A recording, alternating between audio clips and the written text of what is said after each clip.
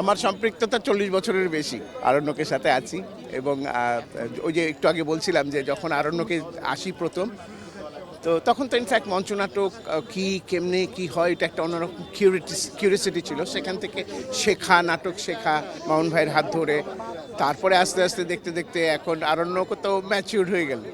হ্যাঁ, তো ভাবতে অবাক লাগে যে সেই দিনের আরণ্যক আজকে 50 বছর পূর্তি হচ্ছে। আমরা 40 বছর ধরে এই দলের সাথে আছি। আর খারাপও লাগে যে আমাদের মধ্যে কেউ কেউ ছিলেন খুব কাছের, যাদের চলে যাওয়ার বয়স হয়নি তারাও চলে গেছে, ওদেরকে মিস করছি।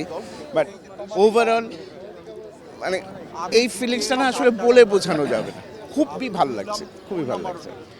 আজকে তো আরণ্যকের 50 বছর পূর্তি উৎসব হচ্ছে, আগামী 50 বছর পর আরণ্যকে আপনি কোথায় দেখতে চান? আগামী 50 বছর পরে তো আমি আর থাকবো না। হ্যাঁ, তো এটা একটা কঠিন প্রশ্ন হয়ে গেল। অনেক ভালো অবস্থায় থাকবে এবং আরও মডার্ন হবে, কারণ আমরা যখন আরণ্যকে ঢুকে কাজ করি তখন আমরা বেইলি রোডে মঞ্চ ছিল, গাইড হাউসে একটা মঞ্চ ছিল, এবং সেটা ওরকম না, আমাদের জান বেড়ে হয়ে যেত অ্যাক্টিং করতে গিয়ে, জোরে চিৎকার করে করতে হতো। সেই হিসাবে এখন অনেক আধুনিক হয়েছে। অবশ্যই 50 বছর পরে আরও ভালো অবস্থা হবে এবং আরও অনেক ছেলে মেয়ে আসবে, কাজ করবে, সেটা একটা অন্যরকম বিষয় হবে। আপনি তো মঞ্চনাটক এবং মানে ইলেকট্রনিক মিডিয়া দুটোর সাথে সম্পৃক্ত, আপনার কাছে কোন মাধ্যমটা বেশি ভালো লাগে, মানে স্বাচ্ছন্দ্য বোধ করে?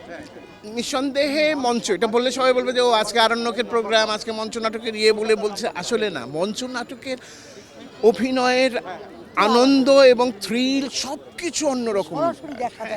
মানে আমি সাথে সাথে মানে ওই যে 400 হোক 1000 1200 অডিয়েন্স যারা আছে ওদের সাথে না মানে রেসপন্সটা পাওয়া যায় সাথে সাথে, এবং তারপরে কোথাও মনে হয় যে আমিও দর্শক পারফর্মার।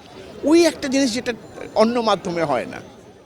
আরণ্যকের সাথে তো অনেকগুলো নাটকে আপনি অভিনয় করেছেন, তো এখন যদি আপনাকে বলা হয় কোনো একটা নাটকে কাজ করার জন্য, আপনি কোন নাটকটা পছন্দ করবেন?